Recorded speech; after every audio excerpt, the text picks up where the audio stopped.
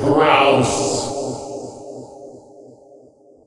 Very much, thanks. I know that you are a fan of The Lion King and Beauty and the Beast and films like that, so tell me how thrilling it must be to sort of have this come across your desk and go, they want me to be a Disney princess.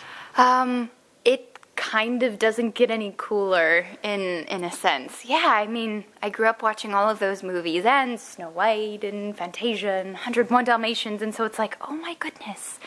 The fact that this is the 50th animated Disney film and it's a musical and it had the really classic storytelling, quintessential Disney elements I felt in it.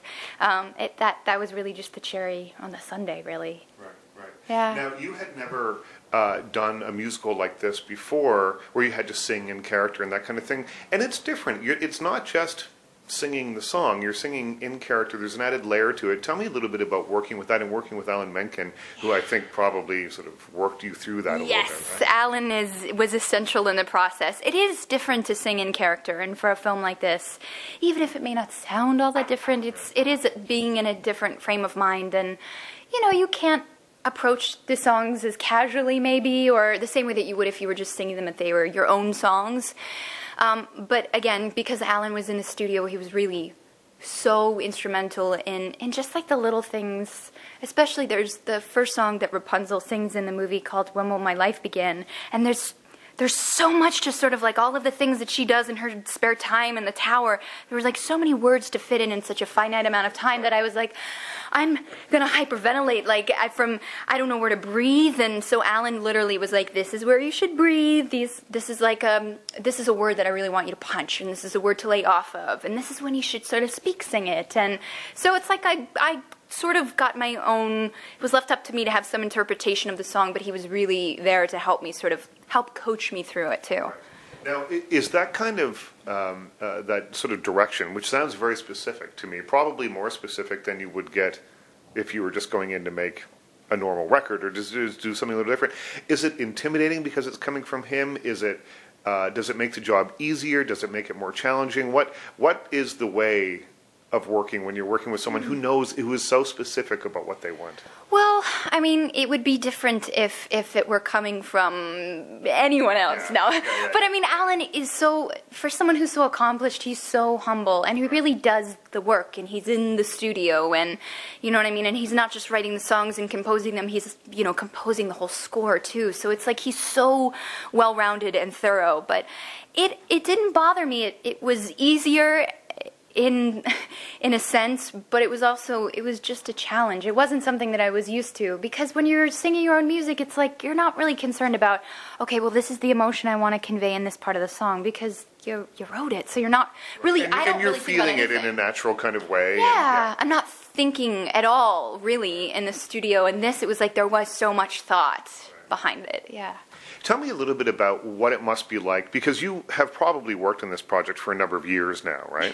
About a little over like a year and a half. A year and a half? Okay, so a couple of years from, the point where it's just a couple of pages, and they show you drawings, I guess, all the way along, and they sort of keep you in the loop, but it's got to be different from the moment, at which you're sitting behind a microphone talking your lines or singing your lines, and then seeing it on the big screen. Tell me a little bit about what that feeling is like when you first see it all put together. And I think of, kind of crazy scenes. I think my favorite scene is the scene in the pub with all the bad guys. It's such a great scene. It's such a great song. Yeah.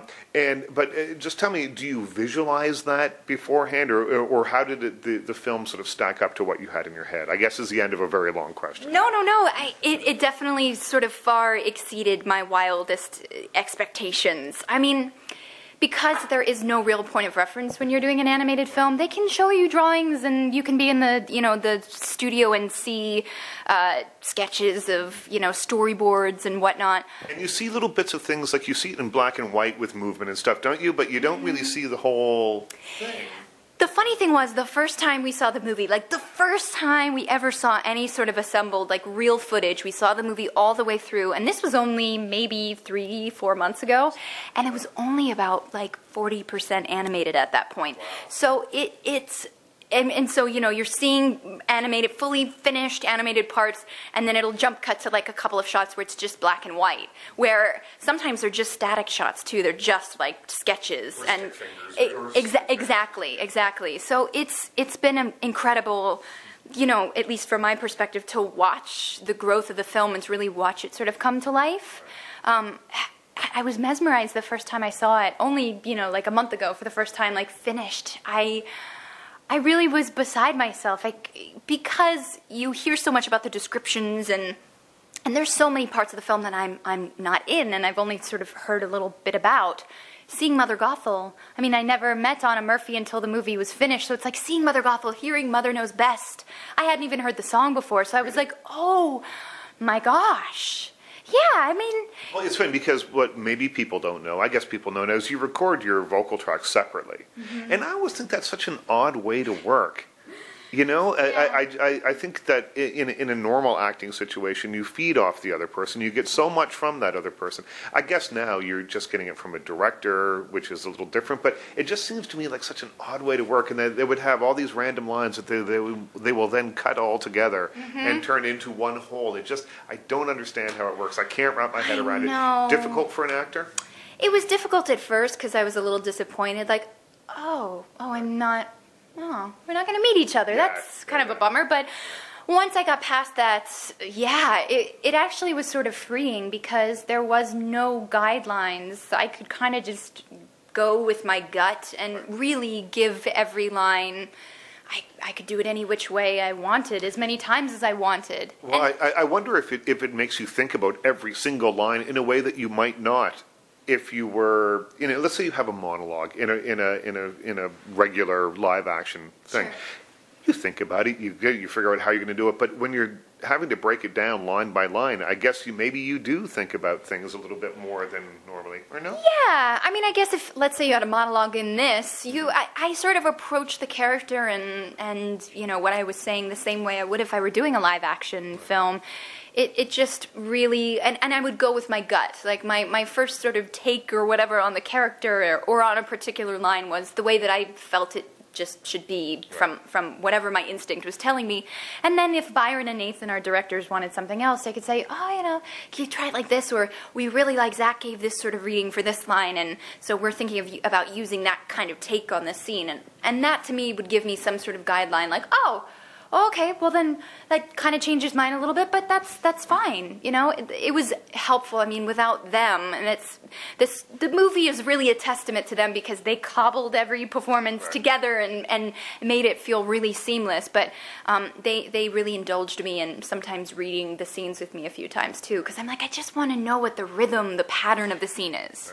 Well, it strikes me that it is kind of part sort of traditional Disney that we're used to seeing, big screen on film Disney, but there's also a real Broadway element to it, and which I thought in Mother Knows Best, or Mama Knows Best, that's really there. It's very apparent in the pub scene, yes. And I just thought those scenes had such life to them and just so much fun to them. Yeah, you know? Me too. Those are two of my standouts in the film as well. I could actually, I'm going to call it right now, I could see this becoming like a Broadway show. Like, I could see the stage adaptation, some sort of cool Julie Taymor, like, take on, like, Rapunzel's hair being wrapped around, like, over the audience, and something crazy. And would you want to play Rapunzel in that? Could you imagine wearing that hair in a live situation? I couldn't. That would be very heavy. But I would definitely be a fan of going to see the show. Right, I have a dream of doing Broadway, but maybe doing something more along the lines of, like, an original play or musical or something, yeah. Richard